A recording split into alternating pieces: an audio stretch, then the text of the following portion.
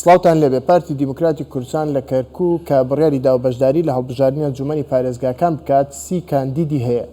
لە نێو 30 کاندیدەیە عەرەب و تورکمانیش بوونی هەیە. ئەمەوە لێکە درێتەوە کە پارتی لە کەرکووک گرینگە بەلایەوە پێکەوە ژیانی نێوان پێکاتەکان بەرجەستە بێت. یەکێ لەو کاندیدانەی پارتی کە لە نەتەوەی عەرەبە ئێستا میوانی منە و گفتوگۆی لەگەڵەکە. ئەمەش دکتۆرە سوورە هاشمە. زۆر سپاس دکتۆرە بۆم دەرفەتە. فێری کوردی بوویتە؟ بەڵێ فێر بوومە لە هەردوو زمانەکان. ئەتوانین بە کوردی خۆت بناسیێنی؟ من دکتۆرە سوورە هاشم محەممەد ژمارە 20 لەسەر لیستی 1970 لیستی پارتی دیموکراتی کوردستان، لیستی ئاشتی، لیستی پێکەوە ژیان. خۆم کاندیدیم کردووە ئینشاءڵڵا بۆ ئەنجومەنی پارێزگای کەرکووک. باش. ئەمە هەرەوە نەت لەبەر کردی هە کوردی؟ نا هەموو کوردی ئەزانم. زۆر باشە. هاوسەریشت کوردەوایە؟ بەڵێ. باشە. چۆن با گفتوگۆکەمان بە عەرەبی دەست پێ بکەین باشترە. چۆن بوو بڕیارتاندا لەگەڵ پارتی دیموکراتی کوردستان بەشداری هەڵبژاردن بکەن؟ حقیقەتەن الحزب الدیموکراتی کوردستان لە ڕاستیدا پارتی دیموکراتی کوردستان کەس ناتوانێت نکۆڵی لەوەی بکات کە سیاسەتی ئەم پارتە سیاسەتێکی هاوسەنگە. ئەم حزبە هەموو پێکاتەکانی تێدا لە عەرەب، تورکمان و کورد.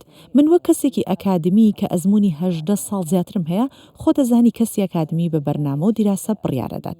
دوای ئەوەی کە تەماشای بەرنامەی هەڵبژاردننیم کرد گەیشتمە و قەناعەتە کە بڕیار بدەم کە بەشداری بکەم لە هەڵبژاردننی ئەنجومەنی پارێزگای کەرکووک. بەرنامەی هەڵبژاردننی خۆم بەسەر 2 بەشتا بەش کردووە.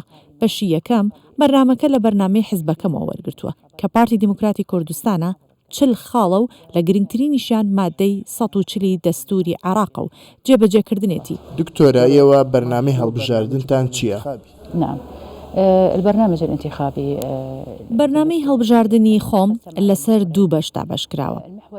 بەشی یەکەمی بەرنامەکەم لە بەرنامەی حزبەکەمەوە بێگومان وەرگیراوە کە پارتی دیموکراتی کوردستانە 40 خاڵە و لە گرنگترینیشیان ئەتوانم بڵێم مادەی 140 دەستوری عێراقە و جگەلەوە بە جێبەجێکردنێتی.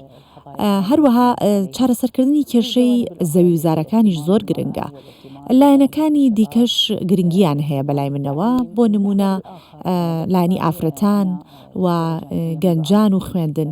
و بەشی دووەمی بەرنامەکەم بەو پێی کە من مامۆستای زانکۆم لە ساڵی 2006ەوە لە پەیمانگای تەکنیکی کەرکووکم خوێندن و پێشخستنی خوێندن یەکێکە لە کارە سەرەکیەکانم کە لە بەرنامەی هەڵبژاردنم گرنگیم پێداوە و چارەسەری کێشەکان دەکەم لەو ڕووەوە.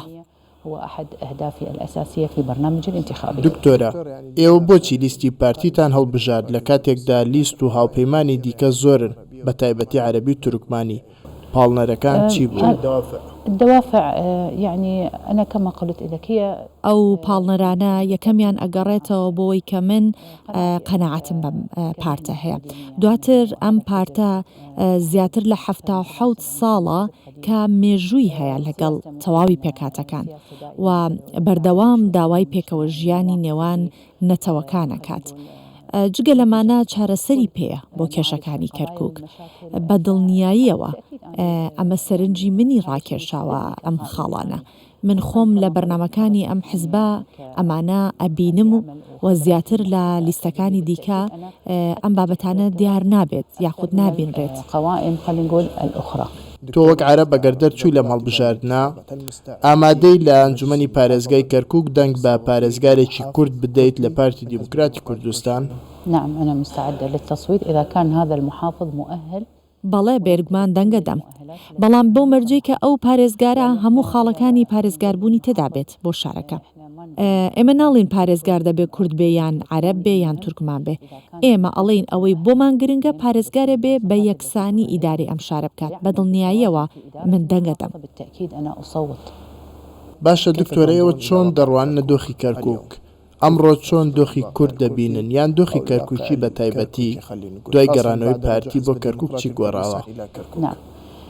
عودة الحزب الديمقراطي الكردستاني حقيقة كانت گەڕانەوەی پارتی بەڕاستی هەنگاوێکی زۆر باش بوو بە تایبەت لەم دۆخەی ئێستای کەرکووک. ئەم گەڕانەوەیە جۆرێک لە یەکسانی دروست دەکات، جۆرێک لە نوێنەرایەتی دروست دەکات بێگومان بۆ هەموو پێکاتەکان. ئەم گەڕانەوەیە پایەکانی پێکەوە ژیان ئەتوانین بڵین بچەوتری دەکات.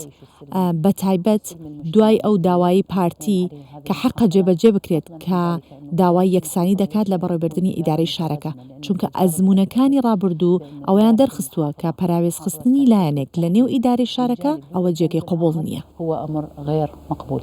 دکتۆرە، ئێوە وەک کاندیدێکی عەرەب لە نێو لیستی پارتی، ئایا عەرەب دەنگت پێدەدەن یان تەنها دەنگدەری تۆ کووردە یان هەردووکێتی عەرەب و کورد؟ بێگومان بۆ وەڵامی پرسیارەکەت پێگەی جەماوەری من ئەتوانم بڵێم هەم لە عەرەب پێک دێت و هەم لە کورد پێک دێت، هەردووکیان پێکەوە. دەستت خۆش بێت، زۆر سپاس بۆم دەرفەتە دکتۆرە سورا هاشم. زۆر سپاس بۆ میوانەکەم کە گفتوگۆم لەگەڵ کرد. دکتۆرە سورا هاشم، کاندیدی پارتی دیموکراتی کوردستان لەسەر لیستی ژمارە 197 پارتی. زۆر سپاس بۆ ئێوەش کە بینەریم گفتوگۆیە بوون.